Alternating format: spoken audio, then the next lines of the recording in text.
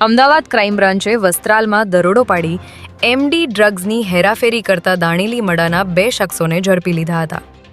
Ahmedabad crime બ્રાન્ચને મળેલી ચોક્કસ બાતમીના આધારે વસ્ત્રાલ રિંગ રોડ પર આવેલા નૈયા કોમર્શિયલ કોમ્પ્લેક્સના બેઝમેન્ટમાં દરોડો પાડવામાં આવ્યો હતો, જ્યાંથી પોલીસે આકીફ શેખ અને અજીમુદ્દીન ઉર્ફે ભૂરોને ઝડપી લઈ તેમની પાસેથી અંદાજે 77,000ની કિંમતનું એમડી ડ્રગ્સ જપ્ત કર્યું હતું.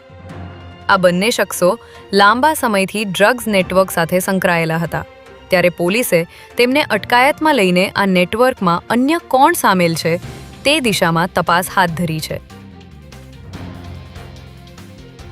અમદાવાદ આરપીએફે રેલવેની નકલી ટિકિટ બનાવી છેતરપિંડી આચરનાર શાતીર મહાઠગની ધરપકડ કરી છે.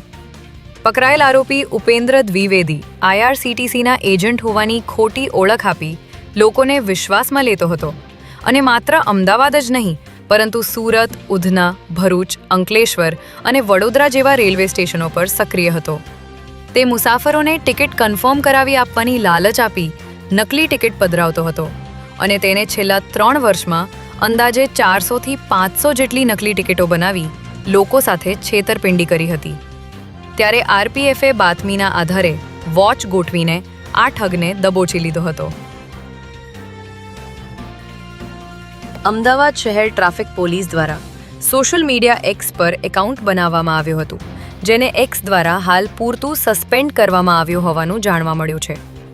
આ એકાઉન્ટ પર વર્લ્ડ કપ ફાઇનલ મેચની એક પોસ્ટ કરવામાં આવી હતી, જે પોસ્ટમાં ખૂબ મોટા પ્રમાણમાં રીપોસ્ટ અને કોમેન્ટ આવતા ટેમ્પરરી એકાઉન્ટને સસ્પેન્ડ કરી દેવામાં આવ્યું છે.